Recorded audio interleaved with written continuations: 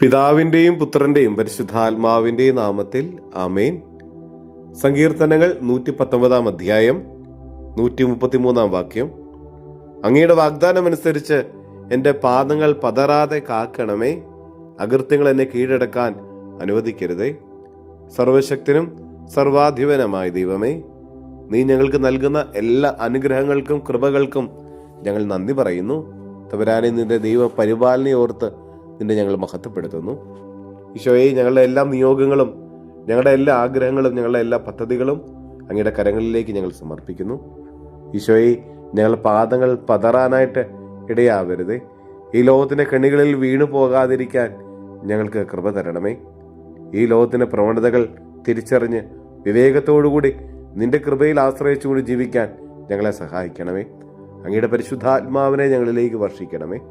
പരിശുദ്ധാത്മാവായ ദൈവമേ, ജ്ഞാനം നൽകി ഞങ്ങളെ അനുഗ്രഹിക്കണം. വിവേകത്തോടുകൂടി തിന്മകളെ വിവേചിച്ചറിയാനും പഞ്ചേന്ദ്രിയങ്ങളെ നിയന്ത്രിച്ച് കർത്താവെ നിന്റെ മുമ്പിൽ വിശ്വസ്തയോടെ ജീവിക്കാനും ഞങ്ങളെ സഹായിക്കണമേ. ലോകത്തിൻ്റെ സുഖങ്ങളും സന്തോഷങ്ങളും തിരിച്ചറിഞ്ഞ് അതിൽ നിന്ന് ഓടി അകലാനായിട്ട്, പാപ സാഹചര്യങ്ങളിൽ നിന്ന് ഓടി മാറാനായിട്ട് തമ്പുരാനെ ഞങ്ങൾക്ക് കൃപ തരണമേ. നമ്മുടെ കർത്താവ് യേശു മിശിഹായുടെ കൃപയും പിതാവായ ദൈവത്തിൻ്റെ സ്നേഹവും പരിശുദ്ധാത്മാവിൻ്റെ സഹവാസവും പരിശുദ്ധി അമ്മയുടെ മാധ്യസ്ഥ്യവും നാം എല്ലാവരോടും കൂടെ ഉണ്ടായിരിക്കട്ടെ, ഇപ്പോഴും എപ്പോഴും എന്നേക്കും. ആമേൻ.